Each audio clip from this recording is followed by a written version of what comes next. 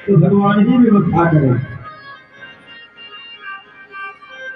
अब वही जाने तो कुछ करते हैं। कुबा भगत राजा के वहां चले गए। राजा ने सुना कि कुबा भगत आए हैं। कुबा भगत का नाम बहुत दूर दूर तक था। राजा ने आदर सम्मान के साथ कुबा भगत को अपने दरबार में बुलाया। कुबा भगत जी क्या बात है? महाराज मेरे वहां बहुत से भगवान आ गए हैं। क्या भगवान आ गए? कहा एक तो भगवान नहीं महाराज, 500 भगवान आए। अच्छा महाराज उन भगवानों की सेवा करना है। मेरे पास तो कुछ है नहीं। आप कुछ हमें धन दे रहे हो तो हम जितने भी संत महात्मा भगवान आए हैं ना तो सबकी सेवा कर ले, भोजन प्रसाद भंडारा दक्षिणा आदि दे दें, और जो आप पैसा को दोगे धीरे धीरे चिकित्सा कर लेंगे। तो 2000 रुपए राजा ने दी। भगत जी ये पैसे आप हमको वापस नहीं करना ये नहीं हो पाएगा। या तो आप हमसे पैसे लें तो हम आपसे पैसे लेंगे, और या तो हमसे पैसे के बदले में कोई काम लें तो आपसे पैसे लेंगे। वैसे हम ऐसे नहीं लेंगे ना। राजा और प्रसन्न हो गया। वाह धन्य हो कुबा भगत। तो ठीक है, आप हमें पैसे न वापस करना, आप मेरा कार्य कर देना। जो मैं बताऊं वो कार्य कर देना। जो आज्ञा। अब कुबा भगत जी महाराज पैसे लेकर के आए। बहुत महात्माओं की सेवा हुई।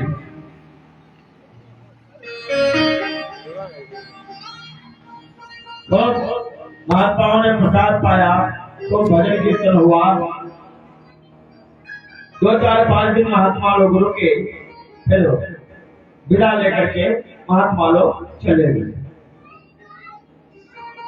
अब कुबा भगत को याद आया कि महाराज ने कहा था मेरा कार्य करना है, तो लाओ चल के पूछे बड़े। तो कुबा भगत राजा के वहां गए। फिर कहा महाराज अब आप कार्य बताओ हमें क्या करना है। कहा एक नगर के बीच में जो बाजार लगती है वहां जल पीने की कोई व्यवस्था नहीं है, वहां कुआं बना दो, कुआं खोद दो। और एक नगर के बाहर जो बाग है चौराहा, वहां नहीं है कुआं, एक कुआं वहां खोद दो, और बाकी जितना पैसा और लगेगा वो हम लगाएंगे। ठीक है।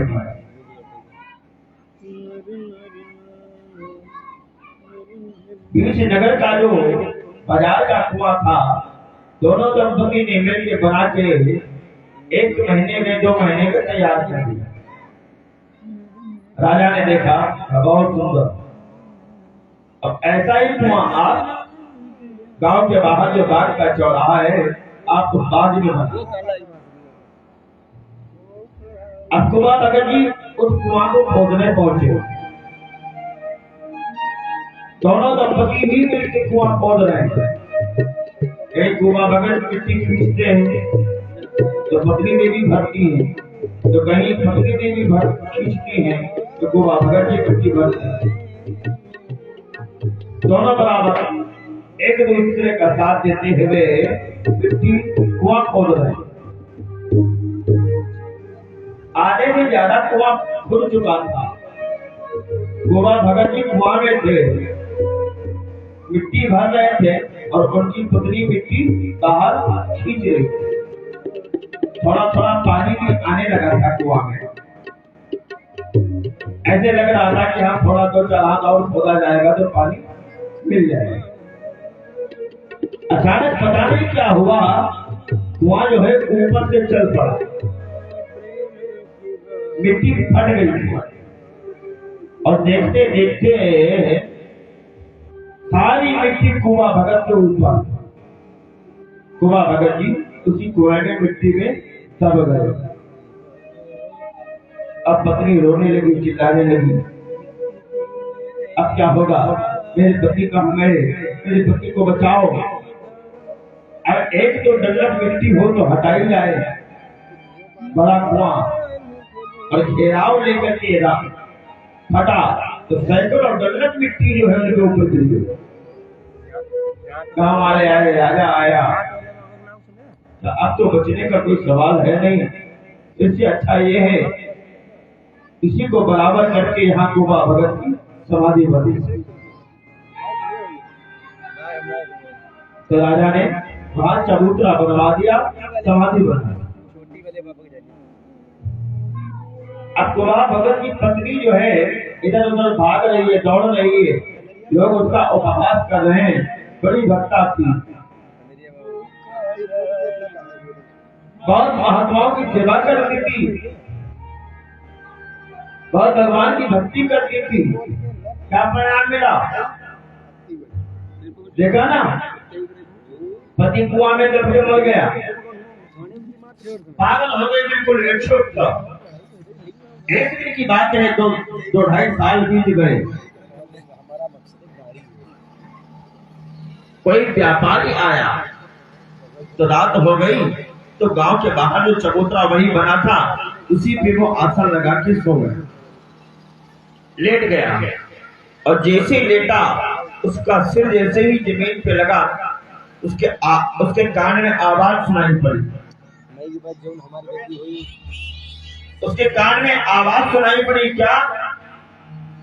श्रीमन नारायण भगवन नारायण जय जय नारायण नारायण नारायण